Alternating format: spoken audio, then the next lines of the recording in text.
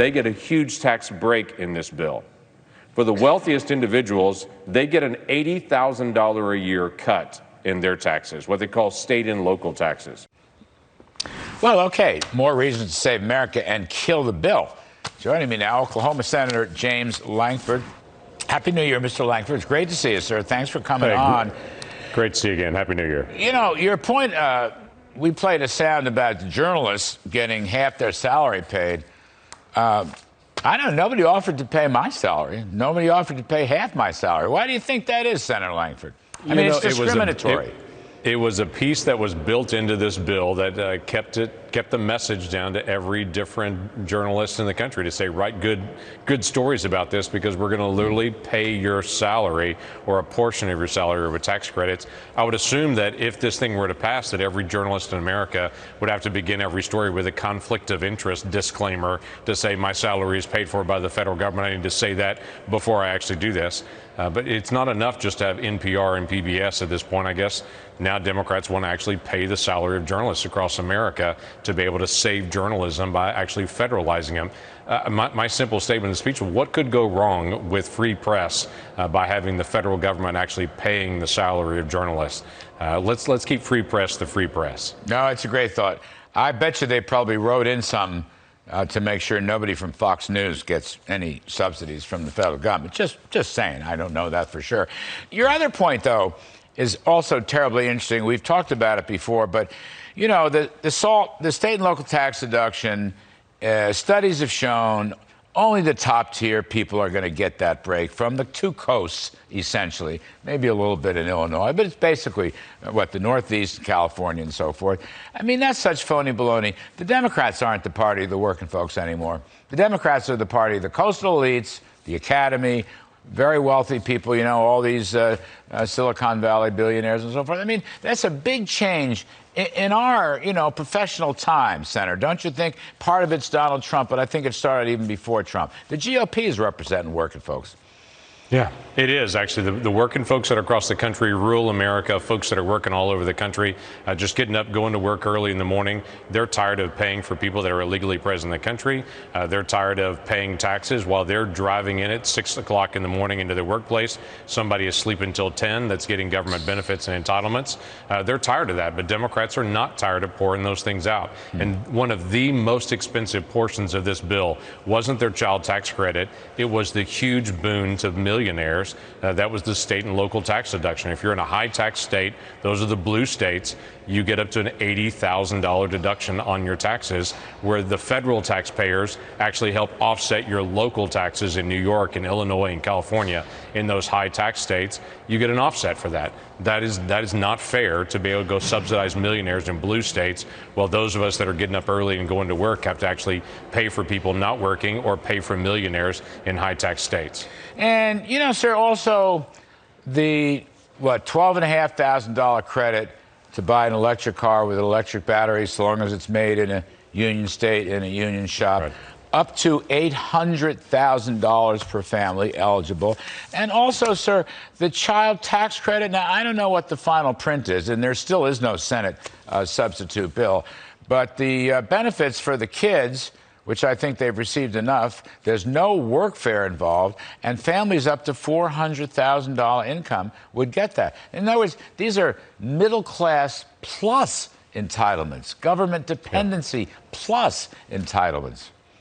So if we reverse back to the Clinton era, where Bill Clinton standing up for the American people, eventually, by the way, it took him a long time to get there, eventually to say, we're going to end welfare as we know it, that we as a country have learned that if you just send cash payments to people and they can make enough to have cash, they'll stay home just to be able to get by. People make the logical choice to be able to spend more time with their family and doing other things they want to do if they can have enough to be able to get by. That ended in the 1990s with Bill Clinton and that change in welfare that happened with Congress and the president agreeing to it.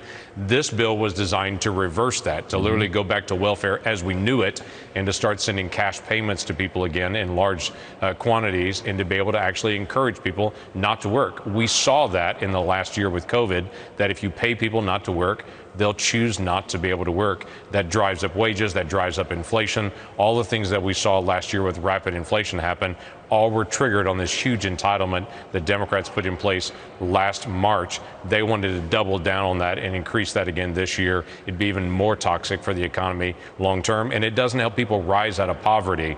Government benefits sustain them until they can get back to work, not to be able to keep them in that. Let's help people rise. You know, the ending workfare provision, I think really, Senator, was in the last March so-called emergency package. That's where that thing blossomed. Right. Because we had child tax credits in the Trump budget and the Trump tax cuts, but we and also it's still there had, now. we also we had workfare, and I've always given Clinton credit for that. You're dead right, Newt Gingrich, and it worked. It worked spectacularly. They're killing, the very fabric of America. I mean, this is a country that loves to work, the dignity of work, and not only do you climb the ladder of opportunity, it holds your family together, et cetera, et cetera. But let me ask you one more thing before we lose you. I've been talking to President Trump about the following. I think it would be great if senators, Republican senators, I don't care, Democrats too, but if senators and House members made a big push, Senator Lankford, to make the Trump tax cuts permanent, because they were successful beyond anyone's imagination. They helped the middle and lower incomes the most, not like these Democratic bills, but make them permanent. That should be a GOP alternative, and anybody else that wants to sign on. What do you think of that? I absolutely agree with that. With the Trump tax cuts that happened in 2017 and the Tax Cuts and Jobs Act, when we put that through in the House and the Senate, President Trump's leadership to be able to do that, when we actually worked it through, that it dramatically increased our economy across all levels. Those at the lowest end of the income spectrum actually had the greatest amount of rise because of that, because we were encouraging work, we were incentivizing that, we were simplifying the tax code for individuals. That made an enormous difference. We saw businesses reinvest in what was happening in America. That's the way that it should be. Our tax code should incentivize more work and should provide opportunities for folks on all levels, and that's what it did. And you're correct. The child tax credit was built into that Tax Cut and Jobs Act that President Trump pushed through, but it was designed if you worked, then you were able to do it. And if your work only had to be like $2,500 a year, it's not like you had a full-time job to be able to do something. If you just showed some incentive that you actually got out and made some income during the year, then you would start to get some benefit in your taxes as well. That's the way that we should build it. Incentivizing work helps families rise out of poverty. You get the Nobel Prize for economics on the show tonight, Senator Lankford. That's terrific stuff. No, we doubled the standard deduction. We doubled the child tax credit based on workfare.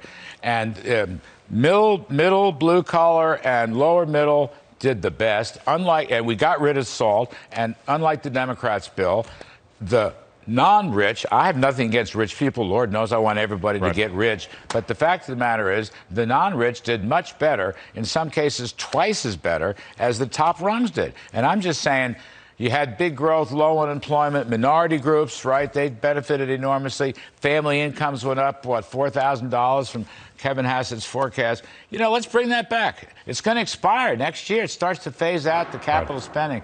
So anyway, we don't have time, but hopefully you'll come back. We can talk some more, but maybe you can spread the gospel, make the Trump tax cuts permanent. Senator James Lankford, Oklahoma, thank you, sir. Happy New Year.